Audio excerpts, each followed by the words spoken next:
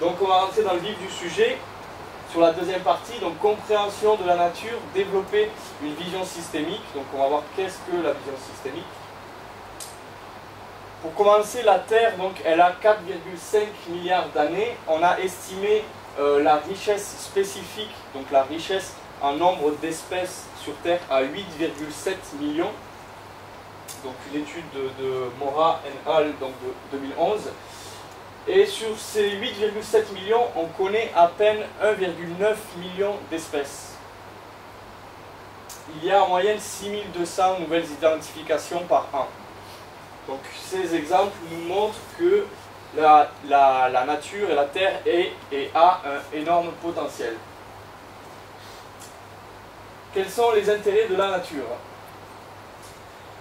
Donc on parle de services écosystémiques. Les services écosystémiques, qu'est-ce que c'est? Ce sont en fait ce que l'homme peut tirer des bénéfices des écosystèmes, de la nature et de la biodiversité. En fait, la nature, elle nous offre 24 heures sur 24 et 7 jours sur 7 des services qui sont gratuits. Ils sont là. Ils ont été classés par l'évaluation des écosystèmes pour le millénaire en 4 grands types. Donc premièrement, les services supports. Les services supports, ce sont en fait la production d'oxygène, le cycle de l'eau, la création du sol. Donc ils sont là pour la durabilité, ils sont indispensables. Ensuite, il y a les services d'approvisionnement. Donc ce sont les combustibles, la nourriture, les ressources génétiques. Donc on voit en fait que ce sont les biens commercialisables. Troisième service, les services de régulation. Donc la purification de l'air, la régulation des maladies, contrôle de l'érosion, pollinisation. Donc régulation bien sûr. Et les derniers services, donc les services culturels et sociaux. Donc pour le développement cognitif, l'offre d'emploi, les valeurs éducatives et les sources d'inspiration. Donc ce sont ici les biens non matériels que nous offre la nature. Donc une étude a été faite mettant en lien donc, les services d'origine écosystémique qu'on vient de voir avec les composantes du bien-être. Donc les composantes du bien-être qui peuvent être la sécurité, les bases matérielles, la santé, les relations sociales, la liberté de choix et d'action, etc. Et on voit qu'il y a énormément d'interactions. Donc cet exemple, cette étude nous montre que la nature et l'homme sont en fait indissociables. Donc nous allons essayer de comprendre la nature maintenant au travers de la vision systémique. Premièrement, qu'est-ce que c'est la vision systémique? Donc systémique, ça renvoie à système. En fait, c'est analyser un système. Donc dans un système, il y a plusieurs éléments. Donc c'est comprendre tous les éléments d'un système et les interactions qu'ont ces éléments entre eux. Dans quel but? Pour comprendre et savoir comment interagir, comment se positionner dans ce système. Donc allons-y, nous allons essayer de comprendre la nature. Je me suis permis de classer la nature en 4 entités. Donc première entité, climat, microclimat et géomorphologie. Deuxième entité, la flore. Ensuite la faune, puis le sol. Commençons avec le climat, microclimat et la géomorphologie. Donc il y a beaucoup de choses à prendre en compte, par exemple la pluviométrie, la température, les saisons, le vent, la topographie, stockage de l'eau, etc., etc. Et tous ces éléments, en fait, créent des milieux très diversifiés partout sur Terre. Se rajoute à ceci la sélection naturelle, qui va rajouter encore des espèces diversifiées. Donc on comprend en fait que chaque zone sur Terre sera un habitat potentiel pour une espèce différente. Ceci c'est très important parce que c'est ce qu'on va essayer aussi de mettre en œuvre dans notre jardin, de créer divers habitats. Pourquoi? Parce que la diversité génétique est source de richesse et de soutenabilité. Parce qu'en fait, dans un système, si j'ai beaucoup d'éléments, s'il y a un de mes éléments qui vient faire défaut, il y en aura un autre qui pourra le remplacer assez rapidement. Tandis que si j'ai que 3 ou 4 éléments, s'il y en a un qui vient faire défaut, il n'y en aura pas d'autre pour le remplacer. Donc dans mon jardin, dans mon champ ou dans mon espace, on va essayer d'augmenter au maximum les éléments pour qu'il y ait, on appelle de la résilience, que notre système soit durable.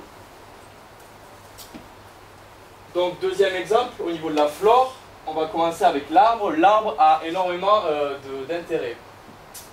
Donc premièrement, il va créer des habitats donc, pour la faune, pour les oiseaux, les insectes auxiliaires, etc. Il va créer de la matière organique. Donc les plantes, elles puisent en qualité dans le sol et en quantité dans l'air. Et donc la chute des feuilles, d'année en année, crée de la matière organique. L'arbre, il va stimuler la vie du sol. Il émet des exsudats racinaires, on le verra par la suite, pour attirer la vie du sol, près des racines, proche des racines. Il va attaquer la roche-mère, donc une attaque physique et chimique. Donc la roche-mère, c'est la roche qui est tout en profondeur, donc qui va permettre de la désagréger et de l'incorporer petit à petit dans le sol. L'arbre va remonter également les nutriments, donc il aura des racines profondes. Les nutriments qui vont être lessivés seront captés par ces racines et remis dans le circuit par la chute des feuilles. On apprend que certains arbres ont des racines qui vont à plus de 100 mètres de profondeur. Comment on le sait? En fait, des spéléologues ont vu voient des racines qui pendent au bord de certaines, donc dans les grottes. Ils les ramassent, ils les amènent ensuite à analyse et on peut définir quel est l'arbre quelle est la racine de l'arbre dans cette grotte. Ensuite, ils connectent donc la surface de la terre jusqu'aux nappes phréatiques. Parce qu'en fait, quand il pleut, la nature elle a trouvé deux solutions. Soit elle dirige l'eau vers les rivières puis vers les océans, mais ça crée de l'érosion, donc de la perte de terre. Ou alors, elle dirige l'eau dans les nappes phréatiques via les racines des arbres. Et c'est cette solution qui a été privilégiée. Donc voilà. Ensuite, l'arbre il va faire le rôle de dépolluant. Donc on appelle ça la phytorémédiation. Donc l'arbre va se mettre en association avec des bactéries qui vont casser les molécules toxiques par exemple. Bien sûr, il va capter le carbone, donc faire des puits de carbone, et permettre une diversification des productions, donc production de bois, fourragère pour le bétail, etc. Donc ensuite, au niveau de la haie. Donc la haie, il faut savoir que c'est l'ancêtre du barbelé. Avant, donc, on plantait des haies épineuses pour contenir le bétail. Ensuite, la haie, elle va limiter l'érosion. Si par exemple il y a de trop fortes pluies, par exemple ici, ben, la pluie va entraîner la terre, mais la haie va faire qu'elle va stopper donc, cette coulée. Ensuite, on peut apprendre qu'elle va pouvoir filtrer le vent, donc jusqu'à 15 à 20 fois sa hauteur. Donc, ce qui peut être intéressant si on a des cultures juste à côté. Donc, le vent ne sera pas directement, n'impactera pas directement les cultures. Donc, si par exemple j'ai une haie qui fait 1 mètre, elle filtrera le vent sur 15 à 20 mètres sur la longueur. Ensuite, elle fera aussi des habitats pour la faune et la flore et constituera ce qu'on appelle des corridors écologiques. C'est-à-dire que la faune et la flore vont pouvoir disperser à travers ces corridors, donc partir un peu partout pour une meilleure durabilité donc, de la faune par exemple. Si on garde dans le même endroit clos les mêmes animaux, à force il va y avoir une dégénérescence. Donc la haie va pouvoir aussi permettre des microclimats, donc diversification également des productions. L'ébénisterie, avant, quand on plantait une haie, on savait je vais mettre tel type d'arbre, ça sera pour faire mon armoire, cet arbre-là, ça sera pour faire les couteaux, etc., etc. Elle peut rentrer aussi dans le processus de BRF. Donc le BRF, c'est le bois raméal fragmenté. C'est en fait les branches qu'on va utiliser et broyer pour les épandre sur le sol. Donc ça a plusieurs avantages, notamment de nourrir les champignons, par exemple, on verra le rôle des champignons par la suite. Elle va permettre aussi l'ombrage pour le bétail. Donc la haie, on peut dire qu'elle est modératrice de nos excès. Ensuite, la végétation spontanée. Donc la végétation spontanée, elle est adaptée à la faune locale. C'est sûr pour les plantes indigènes, ça peut être discutable pour les plantes exotiques. Elle va limiter l'évaporation et la croûte de battance. En fait, quand on a un sol à nu, ça veut dire qu'il est directement voué aussi aux agressions de la pluie ou du soleil. Donc la pluie, en tombant, elle va tasser le sol, créer une croûte donc, de battance. Par la suite, il va repleuvoir par-dessus, il y aura cette croûte, donc l'eau ne s'infiltrera pas et va ensuite ruisseler, potentiellement aller vers les rivières, et si c'est des très grandes zones, ça peut être responsable d'inondations. Bien souvent, la végétation spontanée est comestible et ou médicinale. Elle va aussi fouiller la terre, donc ses racines vont travailler le sol, travailler aussi, aider la microbiologie du sol. Et je finirai par un exemple d'une citation de Ralph Emerson qui disait que une mauvaise herbe est une herbe dont on n'a pas découvert les vertus. Donc la vie attire la vie. Troisième exemple, au travers de la faune. Donc il y a, tout comme la flore, il y a plusieurs types de faune. La faune indigène, donc ça sera la faune qui vient du lieu, qui a coévolué avec le lieu sur lequel on se trouve. La faune naturalisée, elle vient d'ailleurs, et ça fait tellement longtemps qu'elle est sur place qu'on dit qu'elle a été naturalisée, elle fait partie maintenant du lieu.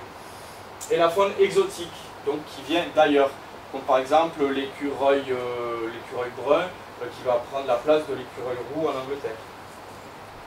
Donc cette faune, elle est en perpétuel mouvement, donc ça avec des interactions et des impacts directs ou indirects, permanents ou temporaires.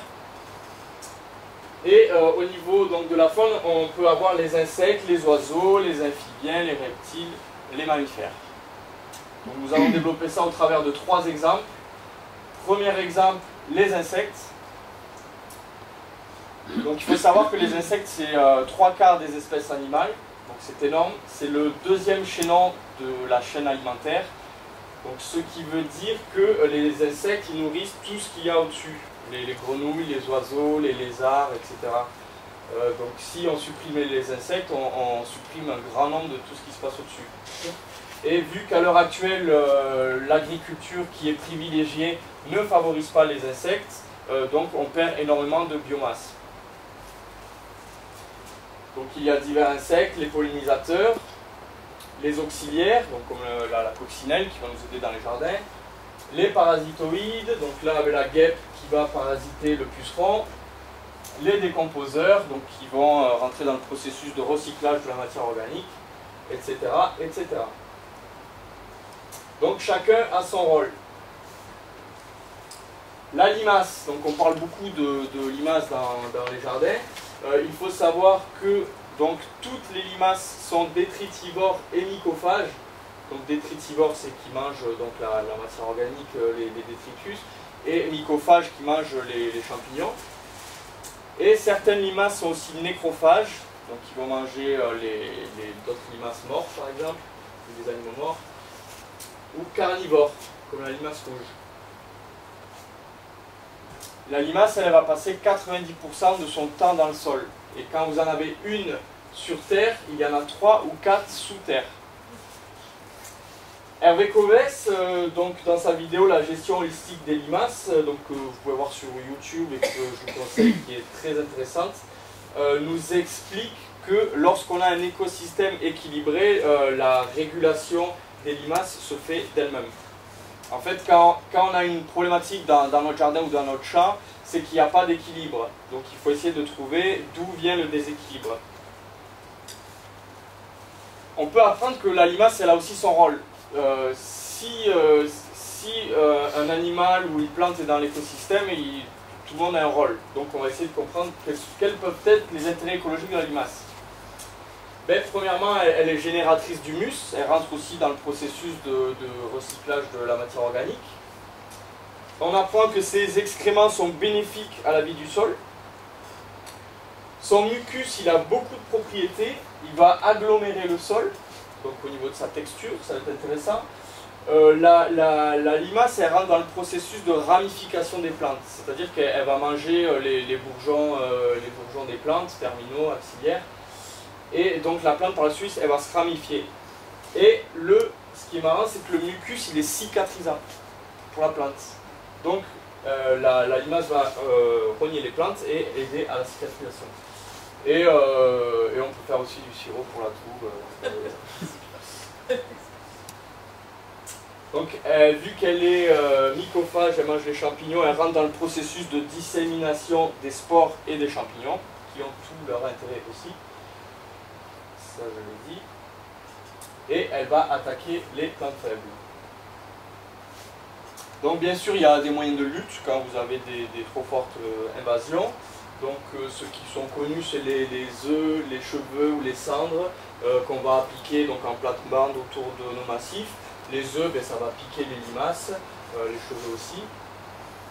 Dans une vision donc, en permaculture, donc dans une vision systémique, où on va essayer de comprendre tous les éléments et comment ça marche, on va installer dans un endroit de notre jardin beaucoup de plantes de la famille des crucifères, donc par exemple le chou, le colza. Les crucifères, on les reconnaît parce qu'elles ont les fleurs en croix. Donc, parce que les limaces sont friandes de crucifères. Donc on va planter dans un endroit beaucoup de crucifères pour les attirer. Et certains prédateurs de la limace sont les carabes. Et les carabes aiment les zones où il y a du bois. Donc à côté, on mettra un tas de bois pour attirer aussi les carabes. Donc on aura la limace et le prédateur à côté. Ensuite, on peut faire des barrières coupe-faits. Par exemple, si dans notre jardin, on a la terre à nu et on plante des lignes de salade, il n'y a que des salades et toute la terre à nu. Mais là, en fait, c'est un boulevard pour que la limace elle se dirige vers la salade. Donc, en fait, on va soit faire des paillages, soit laisser aussi la végétation spontanée pousser et faire, par exemple, des barrières coupe-faits tout autour de notre massif. Donc, laisser sur la végétation pousser ou planter des graminées, des pois, etc. pour arrêter la limace à ces endroits. Ensuite, donc Alain Divot m'avait parlé, donc c'est un paysagiste français, lui, il parlait d'utiliser les canards coureurs indiens. Donc les canards coureurs indiens, ils adorent les limaces. Donc en fait, l'astuce, il y a un potager qui a été développé comme ça à la ferme de Paris. C'est autour de notre potager, on va faire une double barrière. Donc une double barrière grillagée, patriote, où ça sera la zone de répartition d'un canard en fait. Je peux faire un petit croquis très rapide. Donc on va dire celui-là ne marche pas. On a le potager, on fait une zone de répartition, bon, avec un autre espace plus grand pour qu'il puisse dormir, avec de l'eau, etc. Et donc, donc notre canard, lui, il sera dans cette zone-là et il tournera autour du potager. Quand les limaces, elles voudront rentrer, ben le canard, lui, il va manger les limaces avant qu'elles rentrent. Si par cas, il y a une trop forte invasion, l'avantage du canard, c'est qu'on peut le faire rentrer dans notre espace. Parce que si on fait des paillages, la poule, on le sait, elle passe sa journée à gratter le sol. Donc elle va défaire tous nos paillages, tandis que le canard, lui, il ne gratte pas continuellement le sol. Donc ce sera plus intéressant. Donc voilà. Sinon, on peut aussi utiliser des paillis répulsifs comme la fougère aigle, par exemple. Donc, dernier exemple, il me semble, au niveau des oiseaux. Donc les oiseaux aussi, il y a plusieurs types d'oiseaux. Donc les oiseaux insectivores, premièrement. Donc les oiseaux qui mangent les insectes. Ça sera en fait, ce sera les oiseaux migrateurs, parce que l'hiver, il n'y a pas ou peu d'insectes, donc ils s'en vont. D'où l'intérêt de laisser des zones humides un peu partout, en France et ailleurs, pour aider ces oiseaux migrateurs dans leur halte. Il y a aussi les oiseaux granivores, donc eux qui mangent les graines, les carnivores, etc. etc. Ils rentrent dans le processus de transport et de dissémination des graines. Ils fertilisent les sols. On parlait de pénurie de phosphore, donc on aura atteint la moitié des réserves en 2040. Il y a du phosphore dans les fientes des oiseaux, tout comme dans nos os. Phosphore très important pour les plantes. Les oiseaux vont aussi contrôler les nuisibles, comme par exemple la pierrite du chou.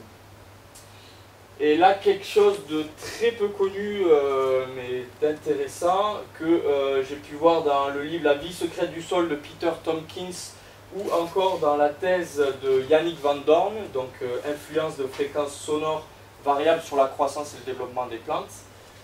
Yannick Van Dorn, c'est un ingénieur agronome qui est basé en Alsace. Il développe l'électroculture, donc c'est quelque chose de peu connu.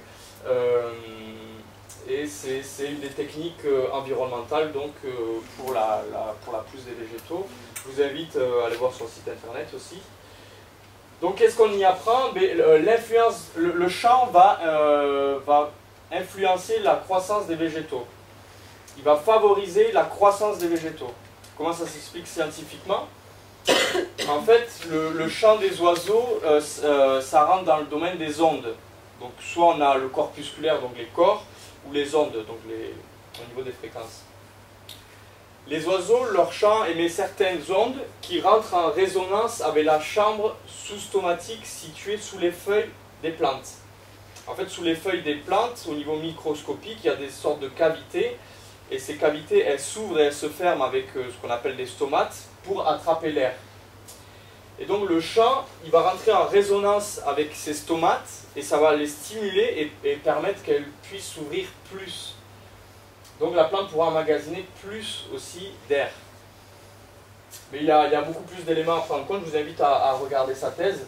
Mais cet exemple est intéressant parce qu'il nous montre qu'en fait dans la nature tout est interconnecté, tout est relié.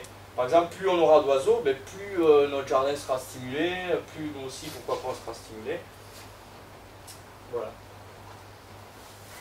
Donc, dernier exemple, au niveau du sol, j'estime que le sol est très important car assise de l'écosystème. Si notre sol se porte bien, normalement tout ce qui est au-dessus se porte bien aussi. L'inconvénient dans l'agriculture qui est développée à grande échelle en France et partout dans le monde, c'est que le sol est trop souvent mis de côté, il est considéré uniquement comme un support et non comme un organisme vivant, enfin en tout cas le sol vivant, comme on peut le voir dans le livre Le génie du sol vivant par exemple. Donc le sol, c'est une entité complexe en perpétuel mouvement, avec beaucoup d'interactions, des interactions donc entre la physique, la chimie et la biologie. Donc la physique, ce sera la texture et la structure. Donc la texture, qu'est-ce qu'il y a dans mon sol? Du sable, du limon, de l'argile, etc. La structure, comment est la cohésion de mon sol? La chimie, quels sont les oligo-éléments présents, quels sont les minéraux, etc. Et la biologie, toute la vie du sol et les interactions.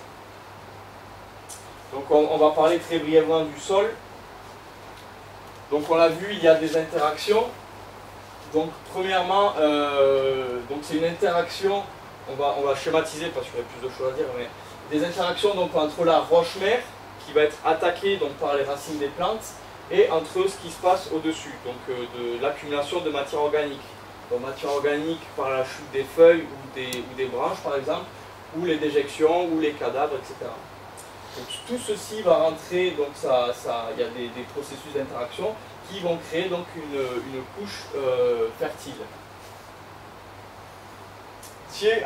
Quand on observe la nature, un sol à nu, c'est un sol problématique, où il y aura de l'érosion, de la battance, on l'a vu tout à l'heure, l'évaporation de l'eau plus rapide. Dans la nature, dans les forêts, dans la plupart du temps, le sol il est couvert.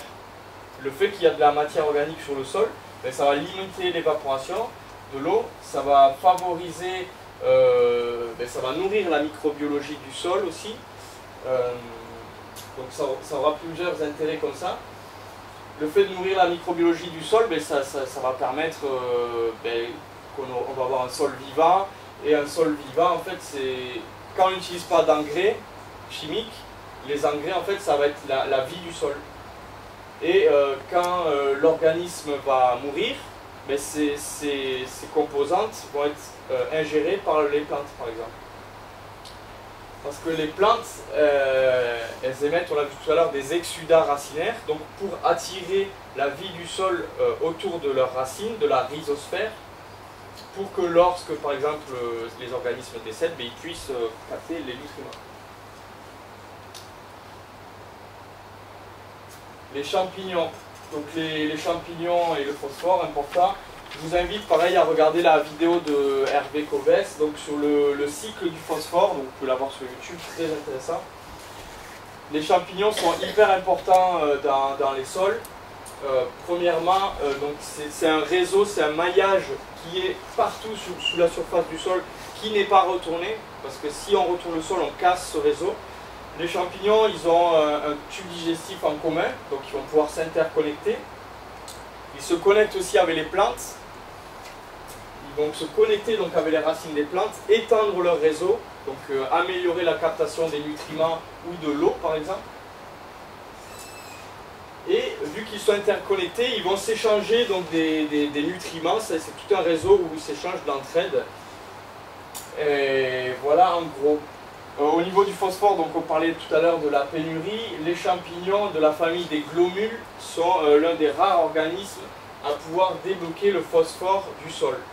Parce qu'il faut savoir que quand on utilise des engrais phosphatés, sur 100 unités, il y en a à peu près 90 qui sont bloqués très rapidement dans le sol. Donc une dizaine qui sont utilisés par les plantes. Donc d'année en année, on assiste à une augmentation du taux de phosphore dans le sol.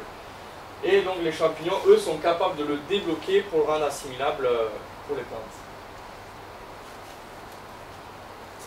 Donc voilà, en permaculture, on va favoriser la vie, donc les vers de terre, les bactéries, etc.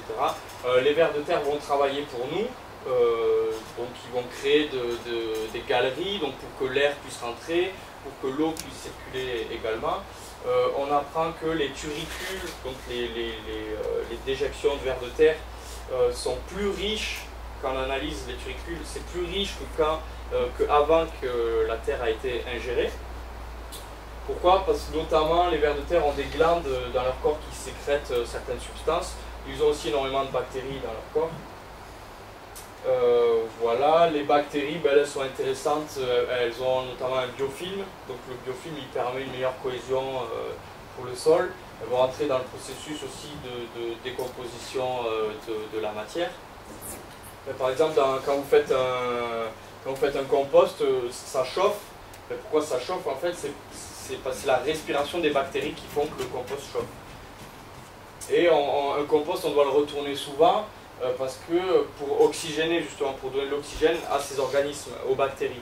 Si on arrête de le retourner, là c'est d'autres bactéries qui font le processus, des bactéries anaérobies, en milieu non oxygéné, mais pour un compost, c'est pas ce qu'on voudrait en fait. En fait, quand vous laissez stagner de l'herbe, par exemple, longtemps, arrive un moment, vous sentez, ça a une odeur, un peu néfaste. Mais parce qu'en fait, c'est du méthane ou du soufre qui se dégage. Et c'est les bactéries anaérobies, donc en milieu non oxygéné, qui font dégager ces odeurs-là. C'est ce qu'on utilise en méthanisation, après on récupère le méthane. Donc voilà, on parle d'aérobie, anaérobie, c'est très bien. Dernier exemple, dans le sol, donc il y a un milieu très oxygéné, un autre un peu moins, et après l'oxygène, plus on descend, il se raréfie. En gros, dans les 30 à 40 premiers centimètres, c'est là où il y a le plus d'oxygène. Donc sur la fine couche, il y aura beaucoup de vie. Et plus on descend, moins il y aura d'oxygène, donc la vie va se raréfier. C'est pour cela qu'il ne faut pas retourner les sols.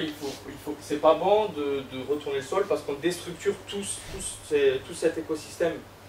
C'est comme si on prenait une maison et qu'on mettait la toiture en bas et les fondations en l'air. On détruit tout. Donc la nature, elle va devoir remettre de l'énergie pour remettre le système tel qu'il était avant, parce que c'était le système le plus performant pour elle. Donc voilà quelques exemples, parce qu'on pourrait en dire plus. Donc voilà, un sol vivant est un sol productif. Donc conclusion de cette première partie, avant d'arriver donc à la deuxième sur la permaculture. Donc la nature, on l'a vu, elle est productive et durable par définition. Ça fait 4,5 milliards d'années qu'elle est là. L'homme à côté, nous ça fait pas longtemps. Donc voilà, la comprendre, en prendre soin et savoir comment elle fonctionne pour savoir comment s'intégrer. Donc voilà, la comprendre pour savoir se positionner. Et bien sûr, l'humanité fait partie du tout. Et donc c'est une fois plus important de s'intégrer dans la nature et pas l'inverse. Donc je vous remercie pour cette première partie et m'ouvre à vos éventuelles questions.